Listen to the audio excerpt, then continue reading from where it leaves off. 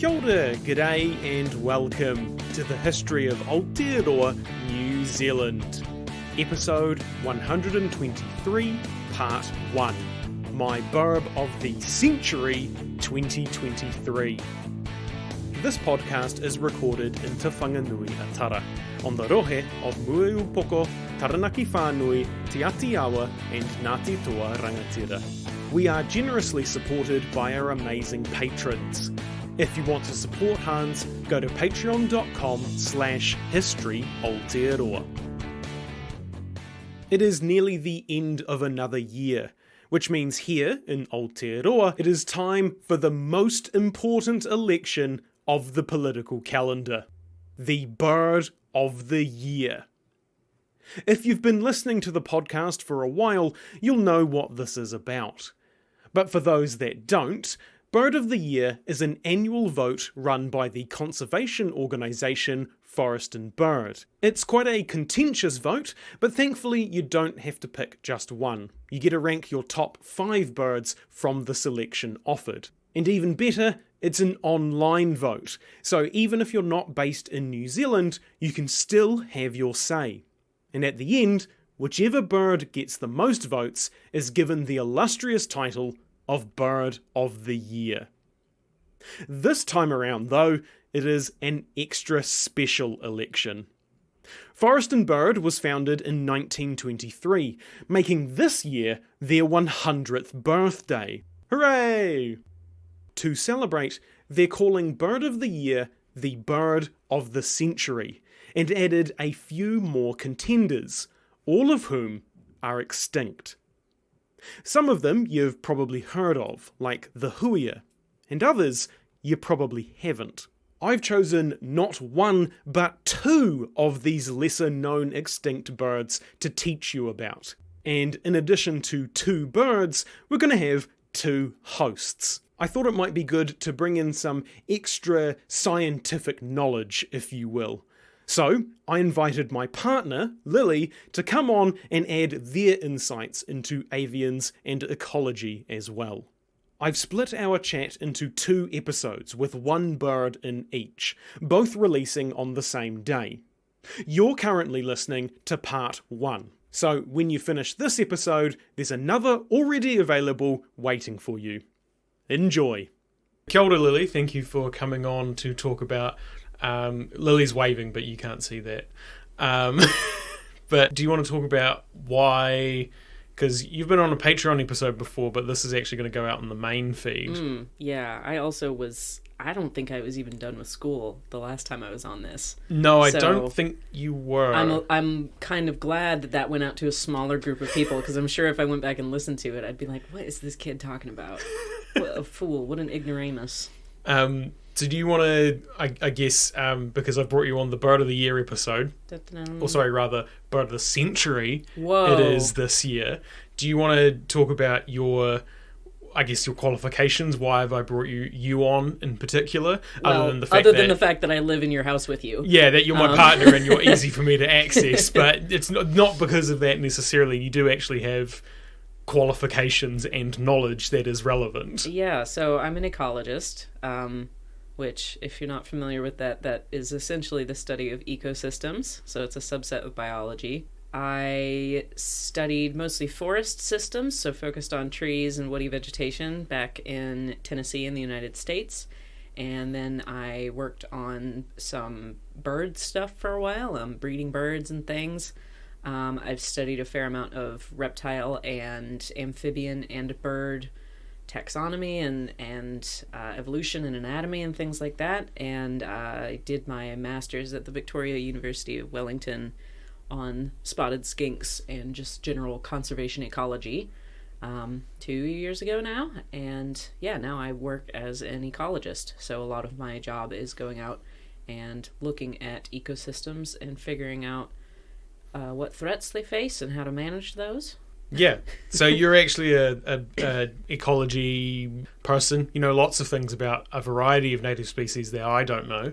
I'm trying to catch up. I've been in New Zealand for it'll be 4 years in January, so it's been a bit of a catch up to start over on all sorts of species that I've never encountered before. And most of the species I have encountered before simply are not here. So Yes. there's been a bit of a learning curve, but I'm doing my best. Yeah. So today we're going to talk about, I guess I'm going to somewhat teach you about We'll see about a that. bird. You'll know a lot of stuff that I don't. What the birds are is going to be a surprise, so this is a pop quiz for me. Okay, sure. We have talked about them, so I don't remember. okay. ADHD coming in hot. So this is going to be. I don't know yet whether I'm going to split the episodes up or keep them all as one big one. Okay. But we are going to talk about two birds ultimately. The first one we're going to talk about is the Matuhituhi. Matuhituhi. Also called the Tom Thumb bird. I put that in there because I thought that was fun. I'm going to go ahead and guess it's something in Acanthisididae, because those are all really tiny. Maybe. I have it written down here, but I Okay. don't know how that translates to how it sounds. Okay. It is the Bush Wren. Yes, that is in okay. Acanthisididae. They're Yeah. related to Titiponamu. Yes, so we will get into that a bit as well. So it's Xenocus longipes. Longipes? Mm-hmm. That's one of the species anyway. There's actually, I believe it's 3 different species or subspecies depending on who you ask and how they classify it. The trouble with Latin is a dead language, so you can ask 6 different specialists and get 6 different ways to say it, probably. Exactly. So, as I will have mentioned at the top of this episode, Bird of the Year is now Bird of the Century this year, because Forest and Bird are 100 years old this year. And so because of that, they've opened up some of the categories to birds that are no longer around, that are extinct. So in past episodes of this, we've talked about the New Zealand threat classification of the variety of birds. So things like...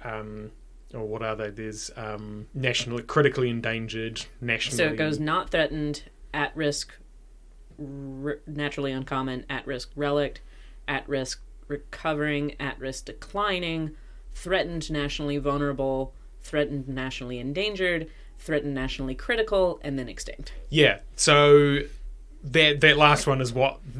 Both of these birds that we're going to talk about these are extinct. They're no longer around, which is really actually quite depressing, because when I was researching them, I was like, man, this is really cool. These things are really interesting. And then you realise you're never going to see these ever again. But yeah, so in terms of the NZTCS, these guys are extinct. So they're not around anymore. There is some wiggle room. I mean, these guys they're gone, but there is some wiggle room globally. Sometimes things will be extinct in the wild before they cease to exist completely. So there may be only some left in captivity. That was the case with the Tasmanian tiger. There's also functionally extinct. So the kakapo is a little bit in that category. Not formally, I don't think, but there's so few of them that they no longer meaningfully contribute to the function of an ecosystem. And that's when we talk about things like extinction debt. Like, they're still around, but they're on their way out. As part of that, these are also endemic to New Zealand. So there's no other way that these, say, locally extinct in New Zealand. If they're extinct in New Zealand, they're extinct everywhere. There's none left at all. So we're going to go through, if you've listened to these sorts of episodes in the past, you know vaguely the sort of things that we talk about. What do they look like? What do they sound like? What do they eat? That sort of stuff. But some of the categories we're going to change, or I have changed slightly, because, of course, we can't really talk about, say, the threats and research that is being done on these animals, because... in theory, they don't really have any threats anymore, and there isn't really any research being done into them in terms of, trying to learn more about them, because that's quite severely limited in what we can actually learn. I will say, though, with them. threats, most of the things that have gone extinct in New Zealand have a lot of commonalities. Absolutely, and this is the same for... their behavior, particularly reproductive behaviors, is usually the Achilles heel of these species. Yeah, so it's the same... It's always a big theme. It's always the same things. So the reason that these guys went extinct is virtually the same as every other problem that honestly, is going with things like birds in New Zealand, I feel like almost all of them, the ones that went extinct, is because they lay their eggs on the ground, or too close to the ground. That's why teekay are not doing well as well. Yeah. A lot of shorebirds, if you lay your eggs on the ground and you live on an island, Bad news when you get rats showing up Yeah. globally throughout the Pacific, yeah. Or you're stinky if you're kakapo as well. Yeah, double whammy for those guys. Yeah. So let's crack into what do they look like. As you mentioned earlier, they are related to Titiponamu, the rifleman. So they look, if you are aware of what those look like, it's pretty similar.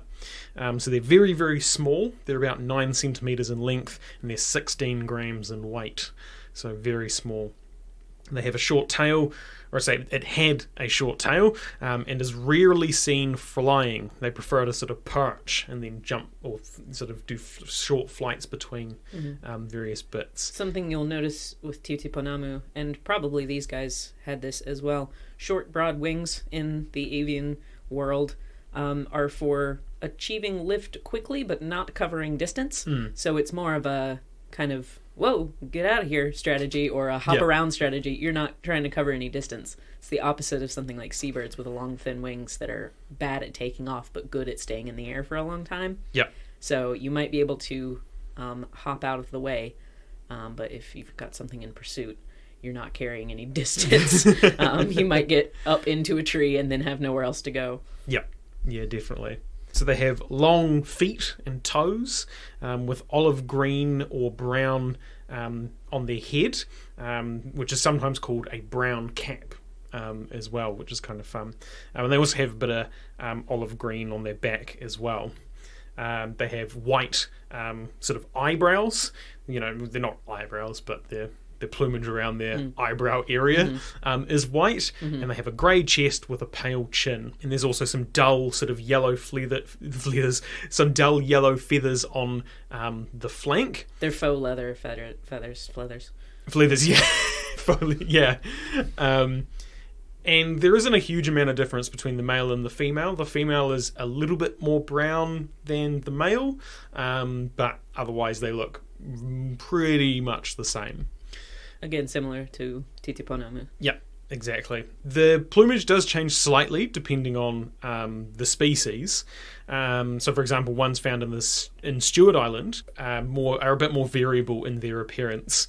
So they had their eyebrow stripe is not as prominent, or it doesn't exist in certain individuals, and they can range more from green to brown, a bit more on the back, so the variation on the back is a bit... The rock wren, which I think is in this same family as well, and still extant, thankfully, they have that cream eyebrow. So if you want to find a picture of the rock wren, that's what that looks like. Very similar, yeah. And the North Island birds were also found to have blue bits on the sides of their necks and chest, and the yellow on their flank was a little bit brighter. So again, slightly dependent on sort of the species/subspecies, but yeah, not a huge amount of variation between the... That blue is really interesting because that's a pretty complicated color for nature to produce. Typically that has to come from anthocyanins in the diet.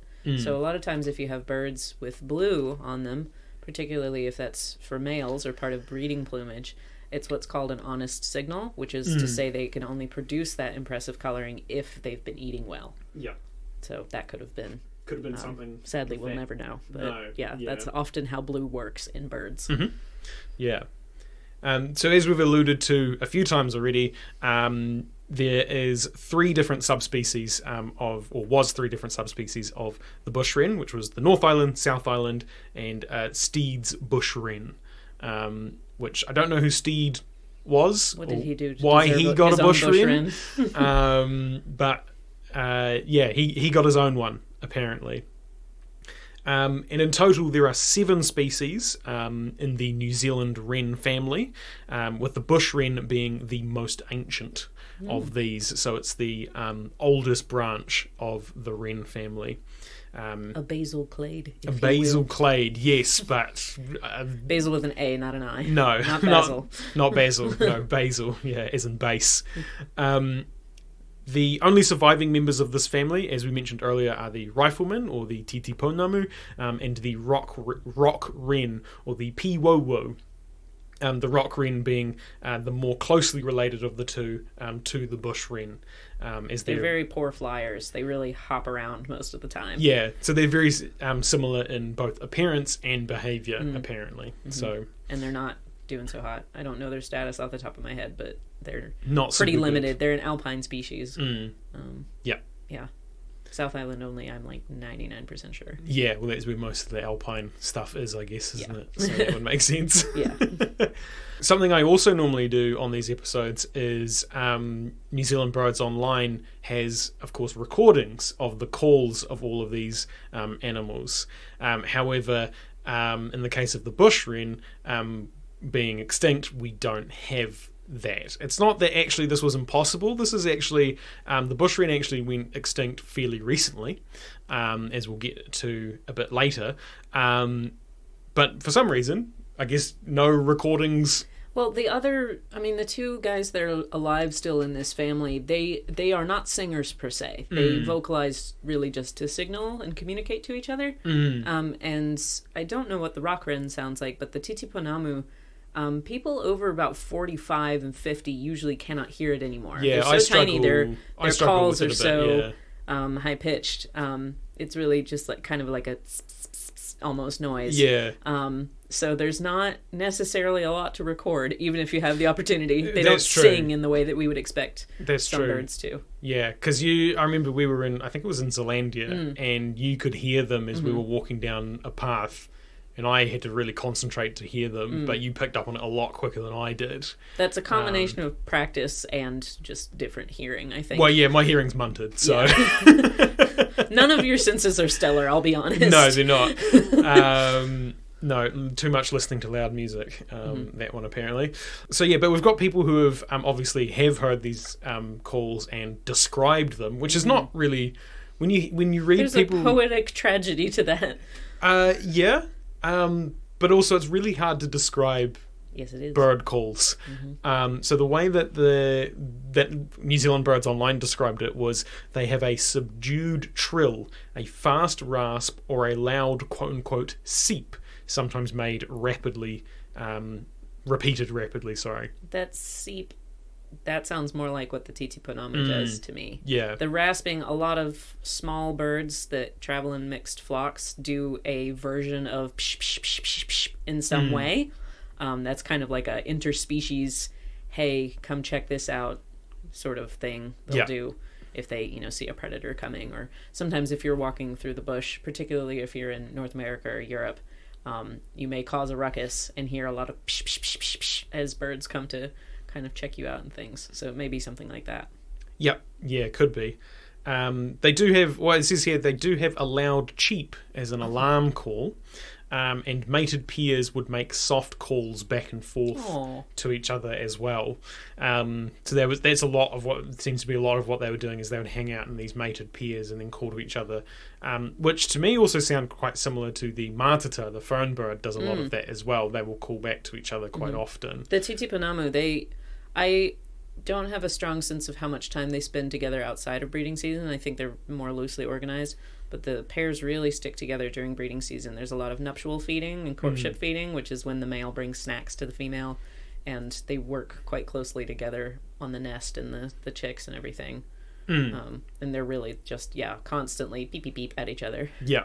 What a great segue to what do they eat, which titipunamu, I'm pretty sure it's the same. I would assume rock wren is also the same. They're all insectivores. Yeah, tiny bugs. Tiny bugs, yeah. So moths, flies, beetles, spiders, lots of different larvae of all of those animals as well. And they do a lot of the way that they find all these things is by probing crevices in trees and stuff, and also gleaning from them. I was about to say, I was going to guess that they glean. Which I was going to ask you, do you want to explain a bit about what that actually is and what that means? It's not far off what you said about kind of probing crevices, but a lot of times there are many birds all over the world that are very small and kind of acrobatic, and they basically just use a tree as a 3D jungle gym obstacle course, and they're looking for teeny tiny bugs, like little mites and ants and little bitty things like that, on the undersides of branches and amongst leaves and stuff. So they sort of just Velcro themselves onto the tree and just tootle around, going every which way looking for teeny tiny snacks, which is fun. So it's sort of just, I guess, the bird version of grazing almost, where they're just covering an area and picking up what they can find. Yeah, so that's so I thought that was quite cool. Just crawling around Yeah, all it's over fun to the watch. place. And, The brown picking up- creeper, both the one in New Zealand, which I think is PPP, I think so, yeah. and the completely unrelated but vaguely similar looking brown creeper in North America. They're nuthatches, if you're familiar with those. They do the same thing where they just all Yeah. over the place. Yeah, Very entertaining to watch. nice. So where do they live? Well, as you can probably guess from at least two of the subspecies, they live in the North and South Islands, as you might expect, along with Kapiti Island, Stewart Island, and the three South Cape Islands, which are actually just off the coast of Aotearoa, Stewart Island on the southwestern coast there as well. In saying that, there's not many reported sightings in the North Island. Mostly where they were found were in Te Urewera on the east coast, Taupo in the central area of the North Island, and the Rimatakas, which are sort of southern central-ish.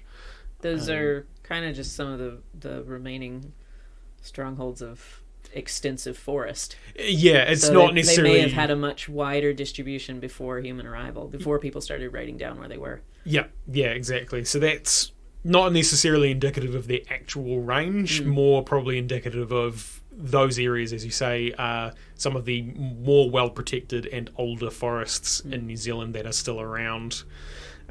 So kind of makes sense that they're probably found in those areas. There's a lot of things that are doing pretty well in the Rimatakas that are almost gone from the rest of the North Island. Yeah. So within those areas, the kind of habitat that they were hanging out in was forest and scrub in mountainous areas. So they're like it quite hilly.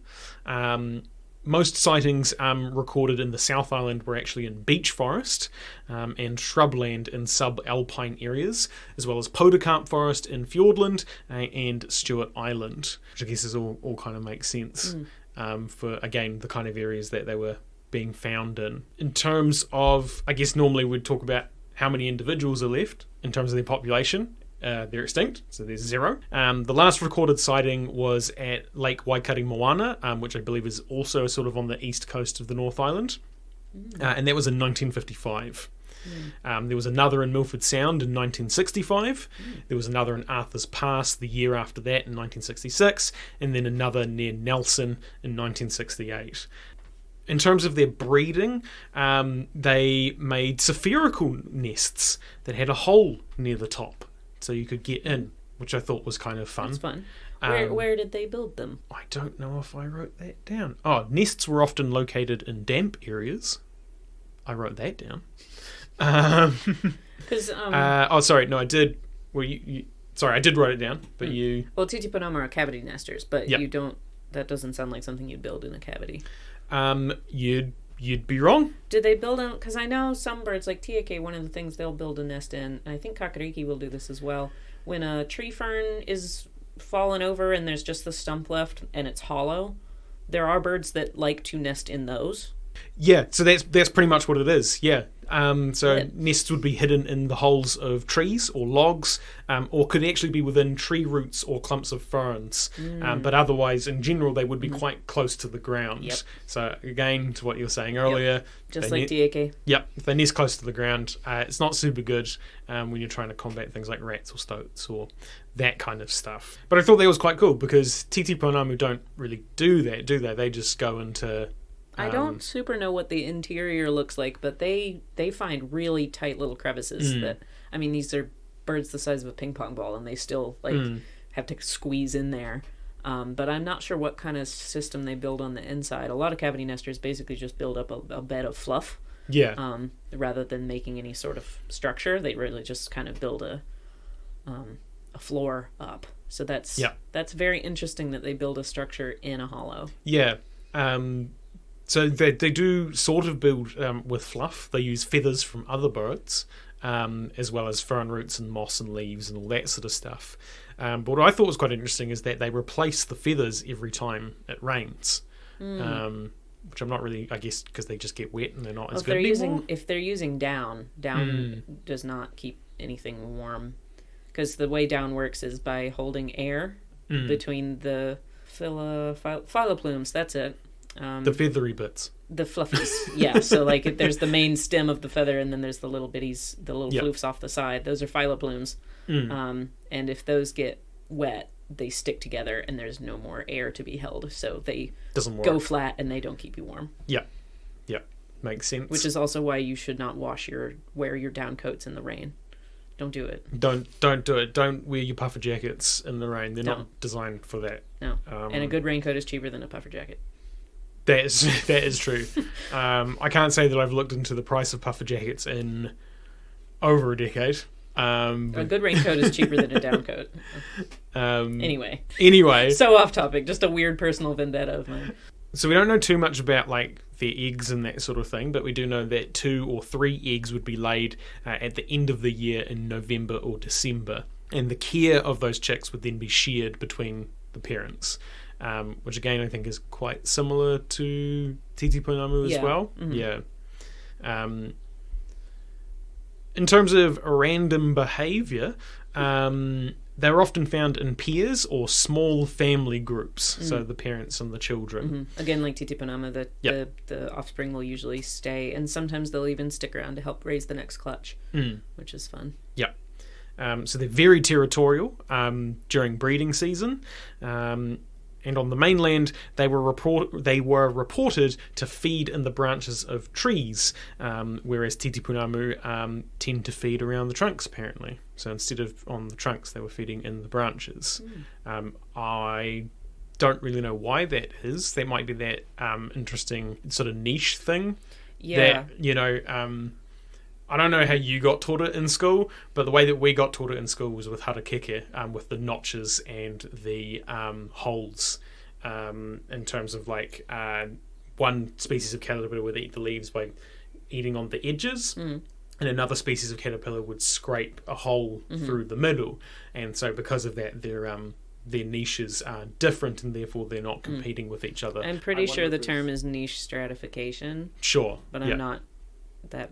I may be inventing that. I'm not sure. We could just say. But yeah, that is common, especially ecosystems that are focused around large trees. Like you get that with redwoods and things. Is you'll have different birds specialize gleaning in different areas or feeding in different areas of the tree, so that they're not competing with each other. Yeah. So back in the day when these could have been around at the same time as Titi Pounamu, they could have coexisted. Now, whether or not they would have allowed that in breeding season, I don't know, because Titi Pounamu are also very spicy in breeding season, and they will chase other things away. Yeah, it's just that with two species that are extremely similar, they eat the same things, they're hanging out in the same areas, they're using the same places to kind of set up nests and things. Generally, you wouldn't think that those would really coexist in the same area all that well. I guess we're sort of limited on our information about what the range of the Bush Wren was like, because if the last places they existed were alpine areas, that could just be a function of where they were able to hold out. But if historically that's where they lived, I don't think Titi Pounamu go really into alpine areas.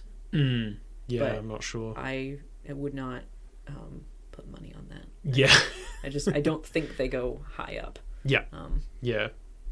So it may have been a geographic stratification way. Potentially, yeah. Allopatric rather than sympatric. Yes, I do remember that from high school biology.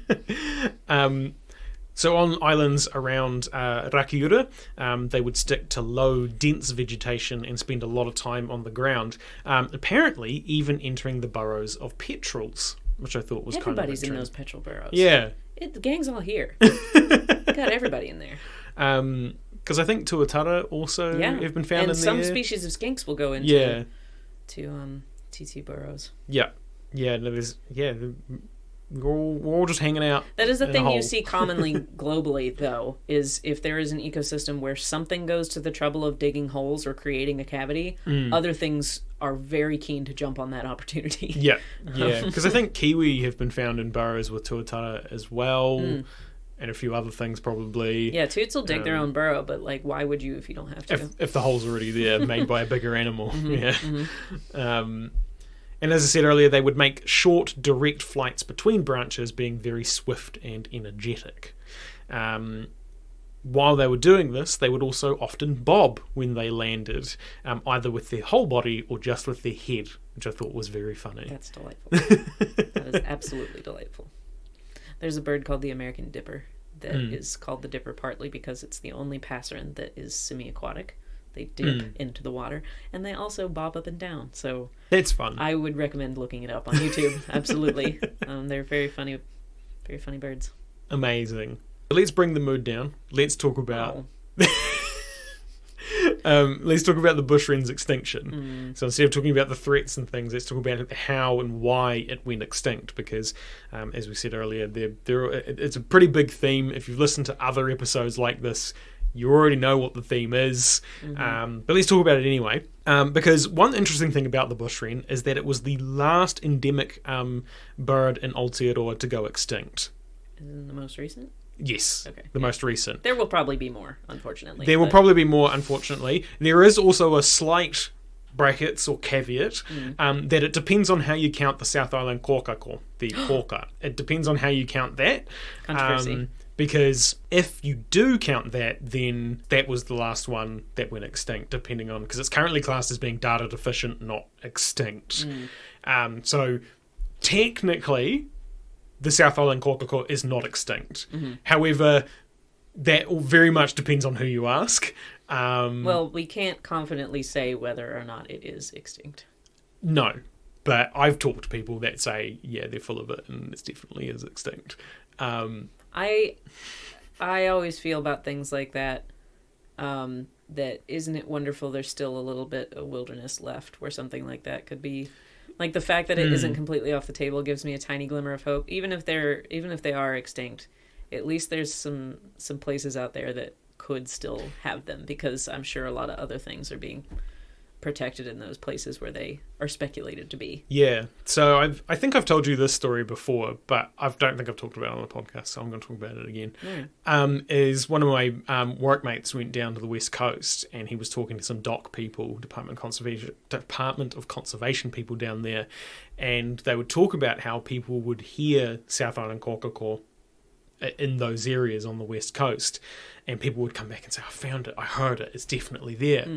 And they're like 99% sure there's none in that area. But the going theory is apparently that the tui are replicating the calls from the kōkako, which is obviously pretty common, that tui do that. I'm actually pretty sure I heard a tiaki not far around the corner from where we're living yesterday. It was definitely a tui. I've heard that same bird. Oh, really? Yes, because one day I stood up off the couch and was like, what? And then realized, I was like, no, it's not quite right. It's the right melody, but the wrong voice. Yeah, and I had the same thing when I was on holiday in Palmerston North. I also heard a tiaki, and I asked a local conservation guy, and he said, maybe, but it's really unlikely. It's more likely that a tui has just copied a tiaki and come down from where those are hanging out. There was something else when we were at Aotearoa Nui, I think it was. I followed a bird around for about 15-20 minutes thinking it was a kakariki,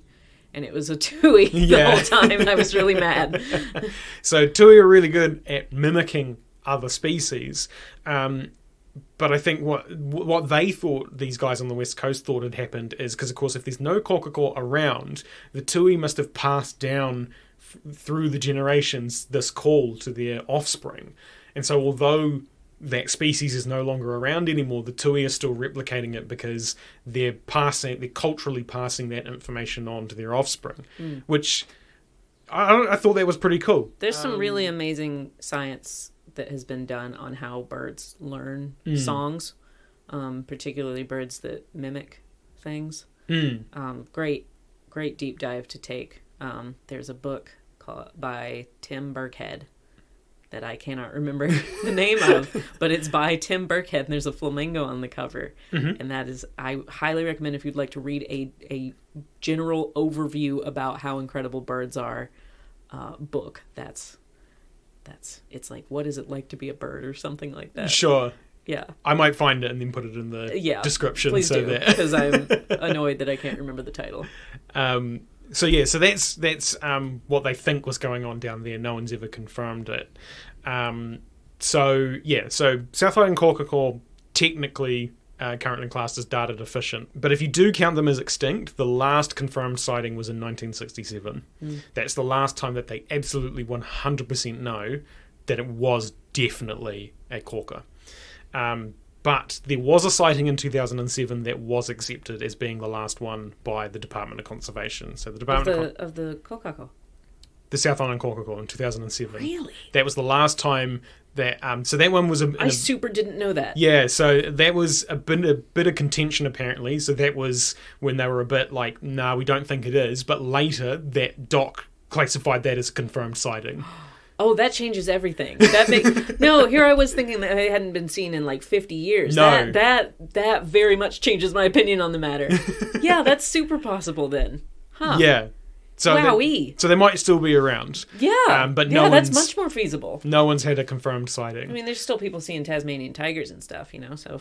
That's true, yeah. But they've all turned out to be not true. Your uncle's ugly dog or whatever. Yeah. So the Bush Wren went, or the last 100% confirmed sighting was in 1972. So about 50 years ago, or just over 50 years ago now. And all three species likely went extinct roughly within 20 years of each other. So although we obviously don't know exactly when they went extinct, it would have been around 1972. Were these species or subspecies? Subspecies. Okay. Yeah. So ship rats in particular is what got them when they when the rats got down to the South Cape Islands.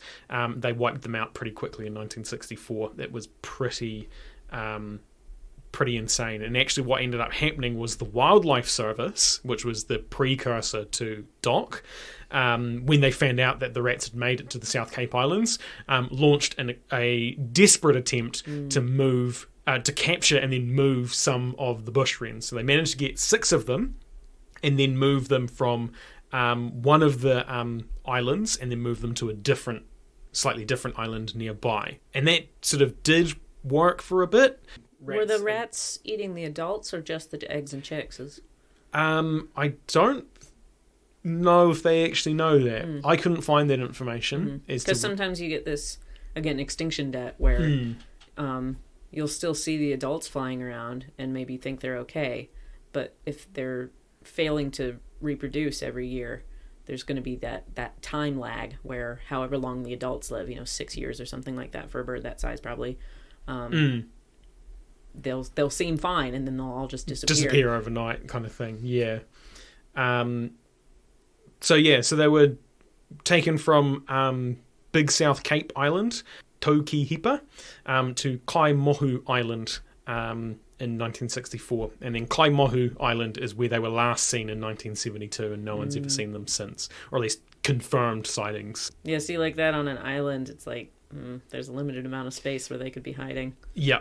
So we know the Stewart Island species in particular survived until at least 1951, but that was likely taken out by feral cats, that one. And we also know that all 3 species of rat, the Kiore, which is the Pacific rat, the Norway, and the ship's rats, were likely what caused the populations to decline on the mainland, with stoats also not hugely contributing, but also not really helping the matter either. So it was mainly the rats is what did these guys in. So there's probably not a huge, as you say, there's not a lot of room that these guys could be potentially living in terms of the islands are quite limited in their size. So if we were going to find them on those islands, we probably would have found them by now.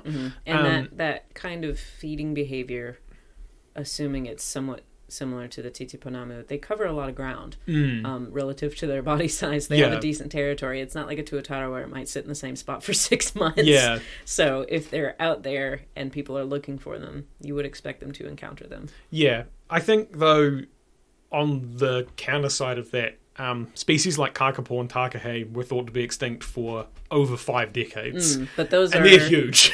Yes, but they're not like up in the trees flitting around and going peep peep all day either. That's true. Yeah. Yeah. And I guess they're more likely to be, at least the adults are more likely to fend for themselves a lot easier than, a tiny bush wren if it comes up against a rat or something like that, right? I don't know. We've talked about how spicy stoats are. You know, like mustelids can take things down that are much, much, much bigger than them. That's true. That is true. So if a stoat can take out a kiwi, I'm sure it can take out a takahe. That's true. Yeah. So probably not a huge amount of hope that these guys are still around, unfortunately. But again, it's all the same culprits that we've seen before, mostly leaning on rats this time. And that's basically all that we know about bush wrens, unfortunately. Because, again, they're extinct. There's not a huge amount that we can learn about them anymore. Yep. Millions of years of evolution gone. Just gone. Are there study skins of them around? I don't know. I couldn't see any pictures of any, so actually I do not know. We should look that up on Te Papa's website. If anyone would have one, they would. They would, yeah. Or photos. our old friends, the British Museum. God damn it. Get your own tiny birds. Thanks again to my partner Lily for coming on and sharing their knowledge. If you want to vote in Bird of the Century, voting opens on the 30th of October and closes on the 12th of November. I've put a link to the Bird of the Century voting page in the show notes. And as I mentioned at the top of the episode, you don't need to live in New Zealand to vote. You just need a valid email address. You get to rank 5 different birds, so get out there and let your voice be heard. Remember, this is part 1 of our Bird of the Century episodes, so if you want more bird facts, check out the other episode next to this one. If you want to send me feedback, ask a question, suggest a topic, or just have a chinwag, you can find my email and social media on historyaotearoa.com. Aotearoa spelt Aotearoa. You can also find helpful resources there, like transcripts and sources. You can help support Hans through Patreon, buying merch, or giving us a review. It means a lot and helps spread the story of Aotearoa, New Zealand. As always, haere tu atu, hoki tu mai. See you next time.